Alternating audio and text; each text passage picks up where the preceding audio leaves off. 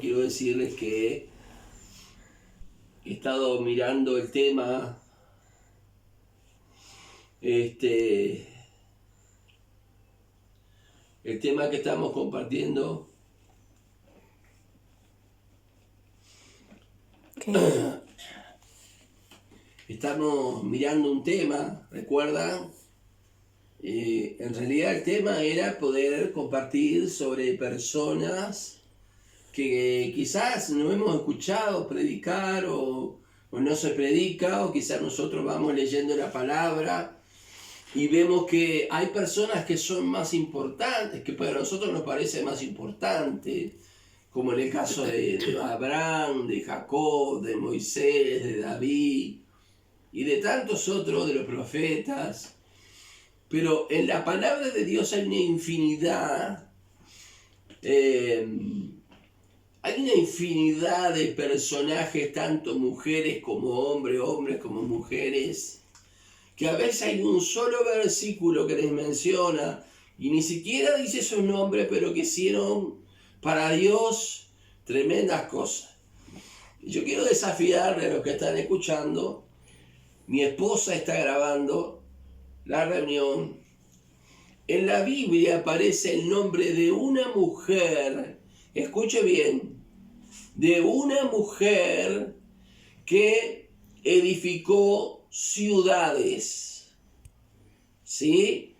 Si usted llega a encontrar en la Biblia dónde está el nombre de esa mujer que edificó ciudades, yo voy a tener un premio para el que lo encuentre. Va a ser un solo premio. El primero que me llame y me diga, ahí va a tener.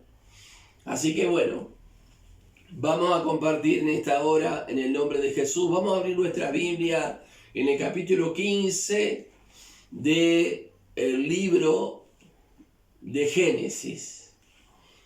Porque yo pretendía haber terminado el otro día en la iglesia con el tema de Isaac, pero la verdad es que he estado leyendo algunas otras cosas y es tremenda la enseñanza que hay todavía por delante en lo que resta de la vida de Isaac.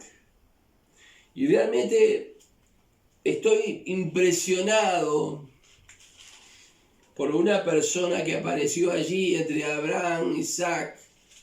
Aparece una persona que tampoco es muy nombrada.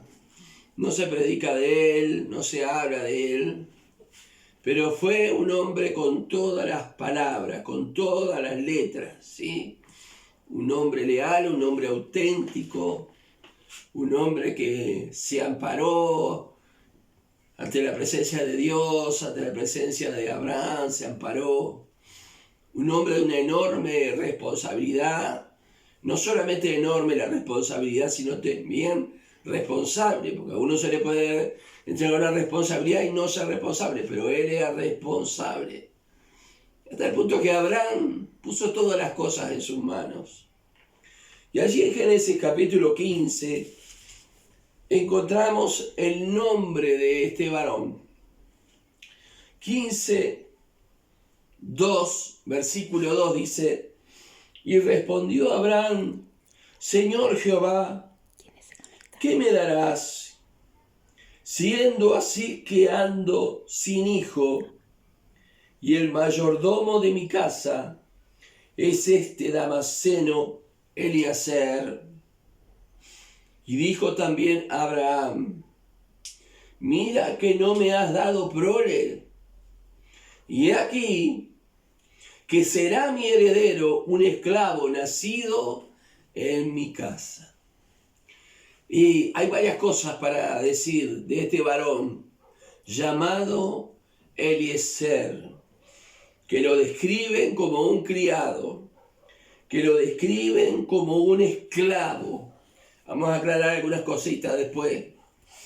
Y es que, primeramente vamos a ver qué significa Eliezer. Eliezer indudablemente viene de Eleazar, pero su nombre tiene es muy importante y les tiro una ayudita para los que van a ser papá. Eliezer significa Dios es mi ayuda. Dios es mi ayuda. Y en la palabra del Señor,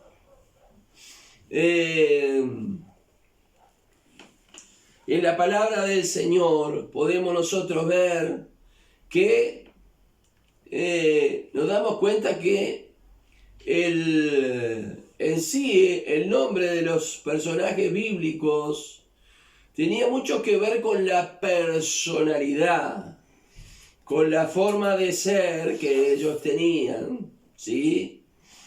Y bueno, nosotros somos bendecidos por el Señor también.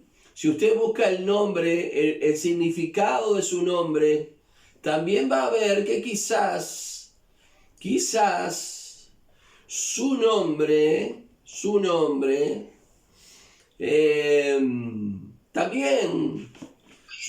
también tenga un significado especial. Bienvenida, hermana Isabel, en el nombre de Jesús. Amén. Bienvenida, Jordan. Damos gracias al Señor. Amén. Estamos hablando de Eliezer.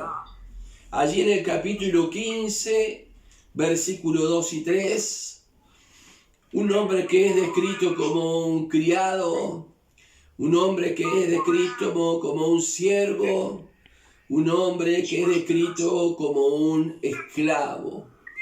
Le vamos a pedir que cierren el micrófono. ¿Alguien tiene el micrófono abierto? Y tiene Teresa prendida. Así que bueno. Entonces, hermanos, cuando nosotros comenzamos a ver la palabra, seguramente Eliezer, que la Biblia lo llama un damaseno, que seguramente provenía de Damasco, por eso dice Abraham, este damaseno, este siervo, este esclavo damaseno, ¿sí? Este esclavo, este siervo, seguramente nació allí en los lugares en las tiendas donde Abraham vivía. Ustedes recuerden que no iba Abraham solamente con Sara, iba Abraham con sus hijos, con Agar y con los pastores de las ovejas, con Lot. Eran más de 300 personas, alrededor de 400 personas, sin contar las mujeres. Cuando él se enfrenta al rey de Sodoma para rescatar a Lot, dice que casi 400 personas iban con él, que eran siervos, nacidos en su casa. Entonces vemos que Eliezer no era cualquier persona.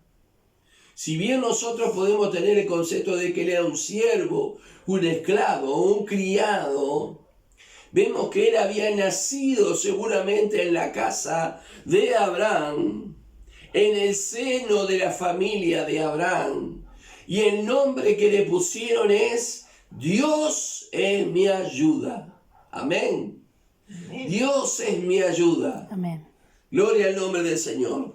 Ahora, como nos muestra la palabra del Señor, ahora como nos muestra la palabra del Señor, también Eliezer estaba dentro del pacto de Dios. ¿Por qué? Porque cuando Dios le habló acerca del pacto que hacía con Abraham, Eliezer junto con los que estaban los varones fueron circuncidados. Y la circuncisión era la señal de pacto, la señal del pacto. Cada varón debería de ser, a partir de ahí para adelante, debería de ser circuncidado, ¿sí? Circuncidado. Debería de ser circuncidado al 8º día. Por eso Isaac fue circuncidado al 8º día. Y Eliezer, este hombre, también fue circuncidado. porque decía que todos los siervos nacidos en casa, los hijos, todos los varones que vivían, no importa si pertenecían a la familia o eran extranjeros, deberían de ser circuncidados en su prepucio, y esa era la señal del pacto. O sea que Eliezer no era un simple servidor, era alguien que estaba dentro del pacto de Dios con Abraham. Iba a tener parte en el pacto de Dios con Abraham. Seguramente sus descendientes también heredaron la tierra junto con los descendientes de Abraham. Qué tremendo, ¿no? Y esto puede quizás abrir en nosotros preguntas. Porque ¿con quién se casaron los hijos de Jacob? Porque ya Jacob ya no envió a buscar mujeres para sus hijos, porque ya había dicho de que no iba a ir.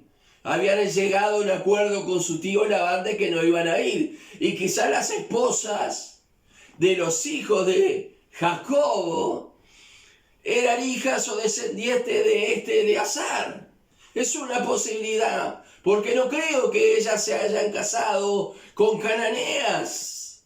No lo creo, porque ellas servían a otros dioses, a otra cultura, pero sí quizás se hubiese casado con hijas o con nietas o con descendencia de Eleazar. Ahora es bien interesante, porque Abraham le dio una tremenda responsabilidad a él.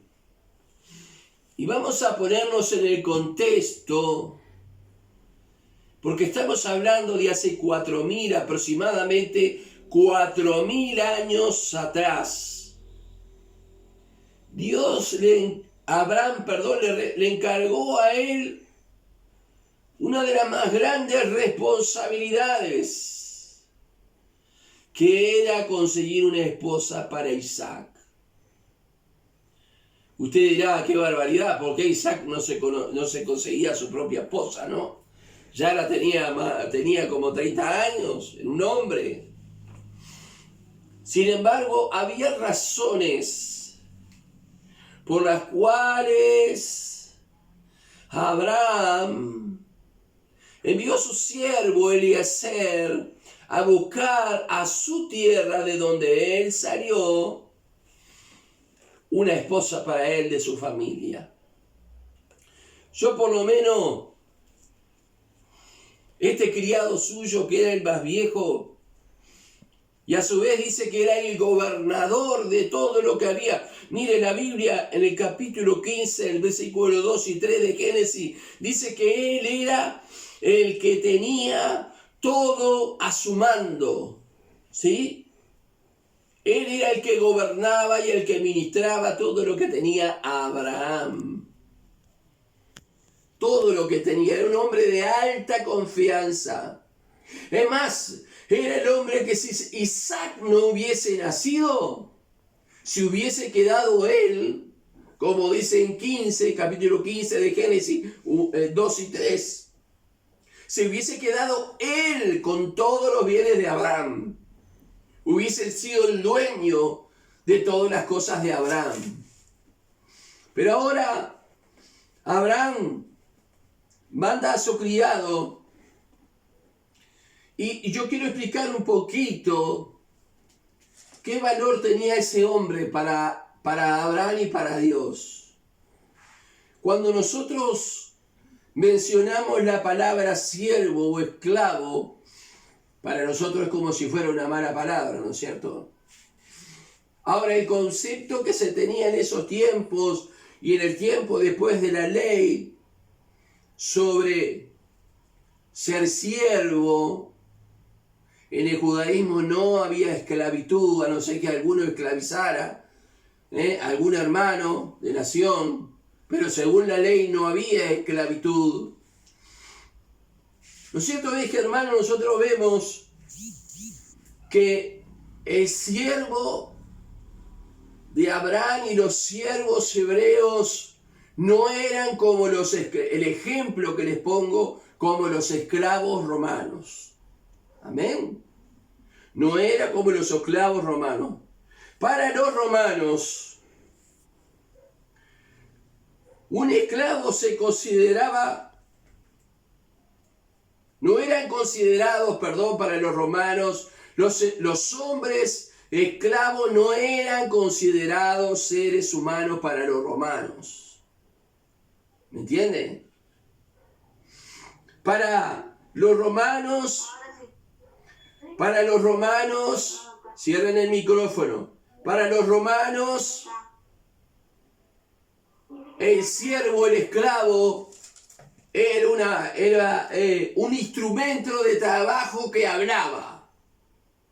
Y ahí había esclavos estatales y había esclavos que la gente compraba para sus casas. Lo único que en el Estado hacían funciones especiales. Pero la esclavitud romana tenía ese concepto, que no eran seres humanos, que ellos eran, eran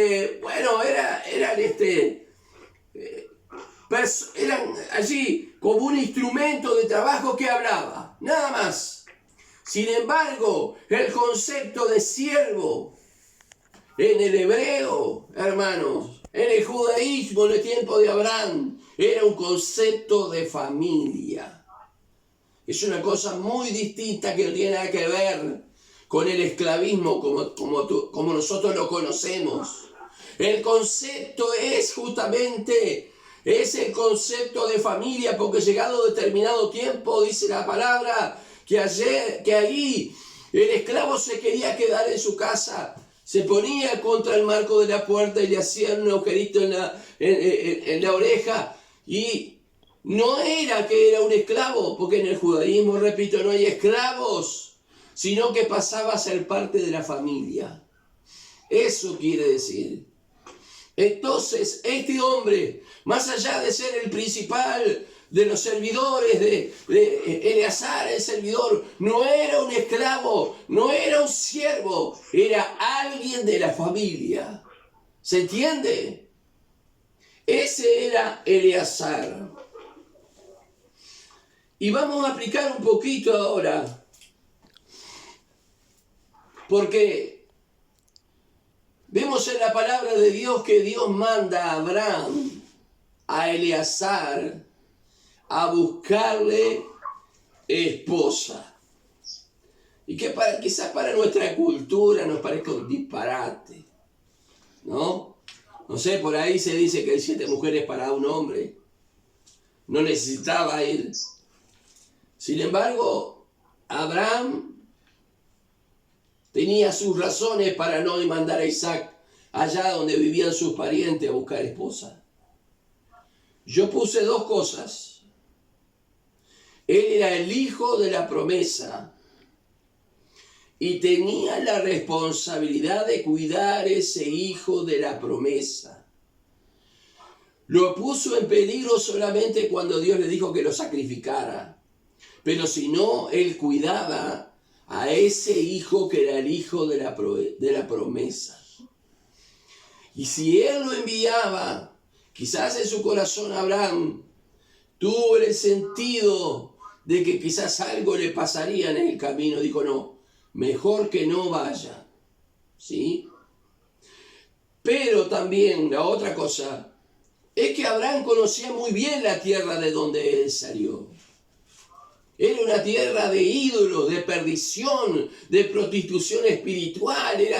Y los parientes eran bravos. Cuando usted lee la vida de Labán, la vida de Jacob, usted va a ver que los parientes de Abraham eran bravos. Mire, el nombre Labán en hebreo significa blanco. Y Labán no tenía nada de blanco, hermanos. Era un hombre terrible, un estafador, un sinvergüenza, un aprovechador. Todo lo que le hizo a Jacob. Entonces Abraham no quería mandar a su hijo ahí, que era el hijo de la promesa. Pero más allá del hijo de la promesa, era la genealogía por la cual Dios iba a cumplir la promesa. Entre otras, la llegada del Mesías Salvador a la tierra. ¿Qué le parece? Entonces dice la palabra que Abraham le hizo jurar. Abraham le hizo jurar a Eliezer que no hiciera volver a su hijo a aquel lugar. Si seguimos leyendo la Escritura, vamos a encontrar del 24, del 3 al 9 de Génesis, vamos a encontrar allí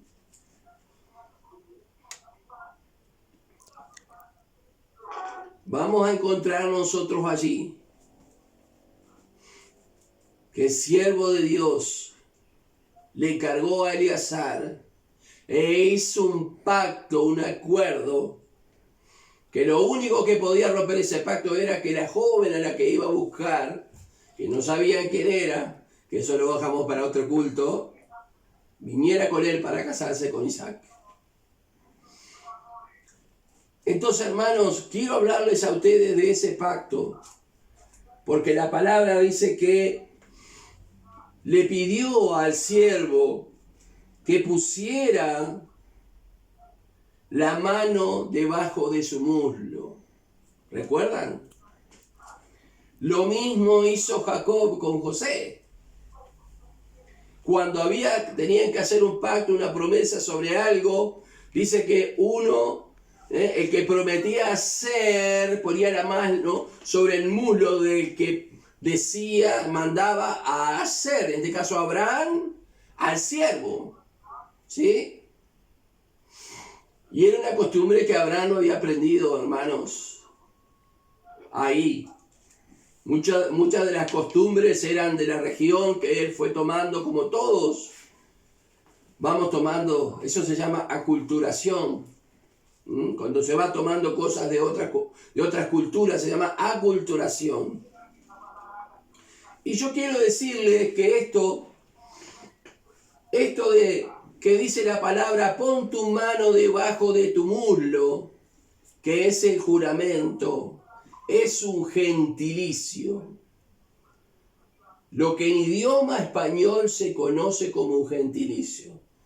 A ver, levante la mano que sabe lo que es un gentilicio. No. Yo les digo, por ejemplo, antes se decía, escuchen, cuando lo vea, le voy a mover el expediente. Cuando vea a tal persona, le voy a mover el expediente. Pero en realidad, ¿qué era lo que se quería decir con eso? Era una forma delicada de decir que cuando lo vea, lo voy a romper todo. ¿Se entiende? Eso es un gentilicio. El gentilicio es, cuando lo vea, le voy a mover el expediente. Pero en realidad no le voy a mover el expediente, le voy a romper todo. Y esto que parece acá, que pone la mano sobre el muslo, también es un gentilicio. Porque en realidad, como nosotros podemos decir, es un, eufemismo. Disculpen, gentilicio es otra cosa, nada que ver. Eufemismo. Un eufemismo es una palabra o expresión más suave, considerada también de mal gusto, grosera o demasiada franca. De repente usted, para decir una grosería, no me va a decir que nunca dijo una grosería. Para decir una grosería dijo algo más suave. Y los uruguayos somos campeones en eso, porque sabemos decir groserías, ¿no es cierto? Sabemos decir determinadas cosas que sabemos que el otro entiende lo que estamos diciendo, ¿verdad? Algunos se sonríen. Ahora, ¿qué quiso decir? ¿Qué quiso decir con este eufemismo de poner la mano debajo del muslo? En realidad no era poner la mano debajo del muslo. No se me vayan a caer de la silla ahora. En realidad significaba poner la mano, según el original, en los genitales. Usted me va a decir, es un horror, sí, pero estamos hablando 4.000 años atrás. Es algo que para la cultura de ese entonces era algo usual en los juramentos. O sea que podemos decir que Eleazar puso su mano no sobre el muslo, sino sobre los genitales de Abraham. ¿Por qué? Porque allí era lo que estaba, lo más importante que Abraham tenía, que era el símbolo del pacto, que era la circuncisión. Eso era lo más valioso que Abraham tenía, hermanos. El signo de la circuncisión, del pacto que Dios había hecho con Abraham y con toda esa generación. Este pacto se llama en hebreo Brit Milá, así se menciona. Pacto de la circuncisión, Brit Milá. Y es allí donde puso su mano Eliezer, y donde puso su mano luego José. Era una cosa habitual, y era lo más importante que tenía Abraham. Nada más y nada menos que la circuncisión con Señor, como señal del pacto. Ahora, una de las cosas que le dice, vamos a ir al capítulo 24. Después, si alguno me ve y quiere preguntarme algo sobre esto, no tengo problema en enseñárselo. Capítulo 24, versículo 3 al 9, dice: entonces el criado puso su mano debajo del muslo de Abraham, su señor, y le juró sobre este negocio. Y dice más adelante, y si la mujer, dice en el verso 8, y si la mujer no quisiere venir en pos de ti, serás libre de este juramento, solamente que no vuelvas a mi hijo allá. Y lo repite en varios textos, que su hijo no vuelva para atrás. Y sabe que Dios me empezó a hablar con eso, acerca de la vida de nosotros como cristianos, de que Dios ha hecho un nuevo pacto con nosotros en su sangre, para que no volvamos atrás, para que no retrocedamos, hermanos. Abraham fue sacado de ese lugar, de ese mundo, de esa costumbre, de esa idolatría, y no quería que su hijo volviera a eso. Si fuera su hijo, Isaac, ¿no haría lo mismo para librarlo? Haríamos lo mismo. Ahora vamos a ver lo que dice la palabra en el libro de Hebreos, y con esto vamos a terminar porque no sé cuánto tiempo nos queda. 12 minutos. ¿Dos? 12 minutos. 12 minutos. Hebreos 10, 35 al 39. Miren lo que dice: no perdáis vuestra confianza, que tiene grande galardón. Hermanos, este es un tiempo para fortalecernos, porque fácilmente podemos desesperanzarnos. Pero el Señor nos dice que no perdamos nuestra esperanza. Amén. Porque tiene grande galardón, tiene un gran premio, hermano. Gracias. Y ese gran premio es la corona de la vida. Aleluya. Usted y yo. Amén. También dice, porque es necesaria la paciencia para que, habiendo hecha la voluntad de Dios, obtengáis la promesa. Hermano, estamos en un ejercicio continuo de paciencia, ¿no es cierto? Amén. Salimos de uno y nos metemos en otro, salimos de uno y nos metemos en otro. Es un ejercicio continuo de paciencia. ¿Para qué? Para que tengamos paciencia para poder nosotros, como dice la palabra, obtener la promesa. No solamente orar por la promesa, no solamente seguir la promesa, es obtener, llegar, tomar la corona de la vida que el Señor ponga en nosotros. Sigue diciendo: porque aún un poquito, y el que ha de venir vendrá y no tardará, hermano. Está hablando del Señor, un poquito, que falta un poquito para que Él venga. Por eso no podemos desesperanzarnos. Dice el 38, dice: mas el justo vivirá por la fe, y si retrocediere, no agradará a mi alma. Seguramente lo que Abraham hizo agradó al corazón de Dios, no mandar a su hijo de nuevo para atrás. No le agrada al Señor que nosotros retrocedamos, porque Dios no nos trajo acá, hermanos, para que volvamos atrás.